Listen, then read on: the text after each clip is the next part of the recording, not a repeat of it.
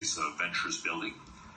So contrary to the lab, which is inside the bank and for the bank, the ventures are independent from the bank. So they're separate legal entities which we set up, incubate, and scale up to a point. We invite third-party investors sooner rather than later, and they have their own governance policies and procedures in many ways. So the governance is fit for purpose in the context of digital ventures as opposed to in the context of the banking mothership, so to say.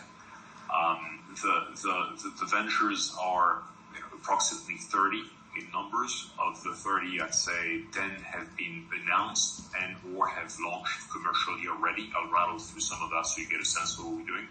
Another 10 are still in stealth because they're still, they're testing, but we're getting ready to launch them. And then another 10 are, and that one really changes all the time because we pull the plug on a lot of the early stage ventures if we see they're not progressing right. Are more nascent, and they're a small group of people building a prototype to see if they'll get support from us to the next level.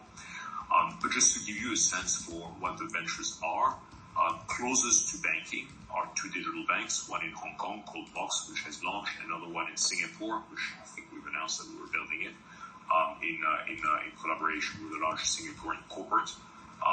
We have created a banking as a service business, which we call Nexus, which enables plugging our bank, but over time any other bank, into someone else's e-commerce platform. And this will go live very shortly in Indonesia with Bukalapak, which is an e-commerce platform in Indonesia, and then soon after that with Sosialite, another Indonesian business. Yeah.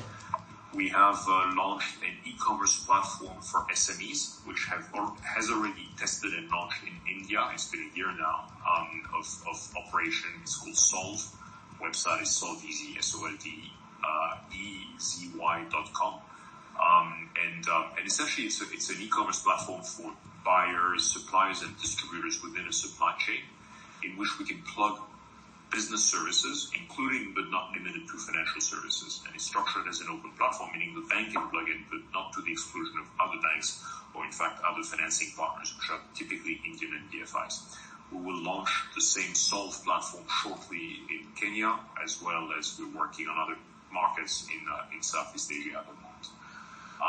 We have a payments business called Zai, Z-A-I. Also, there's also a website for it. Basically, resulting from the merger of Assembly Payments and Currency Fair, which is an aggregation of payments business and cross-border payments for merchants in a supply chain. So it's really serving the online economy and payments in the